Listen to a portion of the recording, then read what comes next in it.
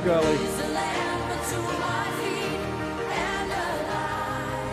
And our words for today on the solemnity of the Immaculate Conception of the Blessed Virgin Mary this Monday, December the 9th, our words for today, Hail Mary.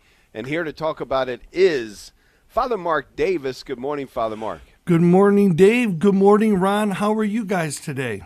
Fabulous. How are you? Great. Happy Feast of the Immaculate Conception. Thank you as well. Busy day for you, I'm sure, because a couple masses at Oh, yeah. We had 7 this morning. I had 7 this morning. I'm here, and then I'm off to Notre Dame Academy to pray with them at 9:45. Father Dave will have the 8:45. I have a 2 o'clock mass with the school families, and then there's a 6 o'clock tonight, and then we have adoration all day. Beautiful. And then we have evening with Jesus at 7. You know, it's interesting. I think our sometimes you have the offer things at church and you almost feel like you're a generic brand. And you know how sometimes the generic brand of some things are actually amazingly better than the advertised ones, but they just don't get advertised. And I'm just saying the music and the witnessing we've been having at our monthly evenings with Jesus are just stunning.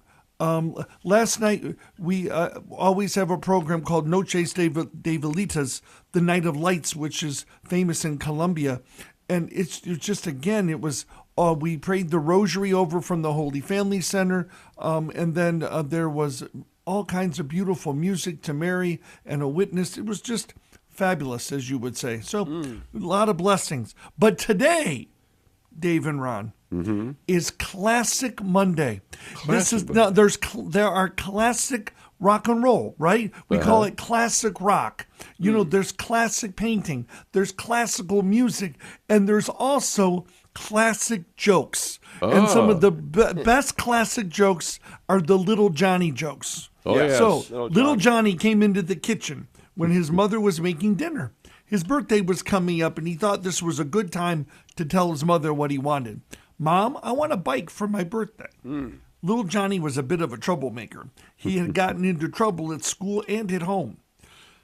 So Johnny's mother asked him if he thought he deserved to get a bike for his birthday.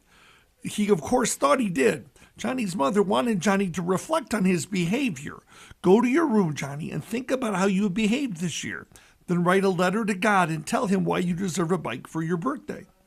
Little Johnny stomped up the steps to his room, and he wrote the first letter. Dear God, I have been a very good boy this year and would like a bike for my birthday. I want a red one. Your friend Johnny. Now, Johnny knew that this wasn't true. He'd not been a very good boy at all this year, so he tore up a letter and started over. Letter 2. Dear God, this is your friend Johnny. I've been a good boy this year. I would like a red bike for my birthday. Thank you, your friend Johnny. Johnny knew that wasn't true either. So he tried a third one. Dear God, I've been an okay boy this year. I still would really like a bike for my birthday. Johnny. Now, Johnny knew he could not send this letter to God either.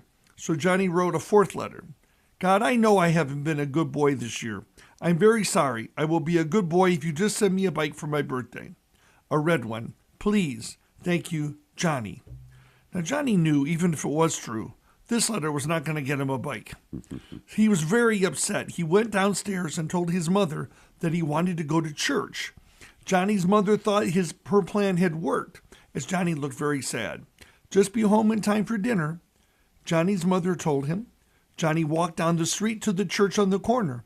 Little Johnny went into the church and up to the altar. He looked around to see if anyone was there. He bent down and picked up a statue of Mary. He slipped the statue under his shirt and ran out of the church, down the street, into the house, and up to his room. He went into the closet behind all the clothes and he stuffed Mary in. Then he sat down and wrote letter 5. God, I got your mama. If you ever want to see her again, send me the bike. Yeah, that didn't get him on the good list, I don't think. But since today is about Mary being born without original sin, Hagar the Horrible was asked, have you ever read the 7 deadly sins? He says, I don't read. And then the scribe said, guess what the first deadly sin is? Reading. So it's really interesting today. So Mary, we know this story, that Mary was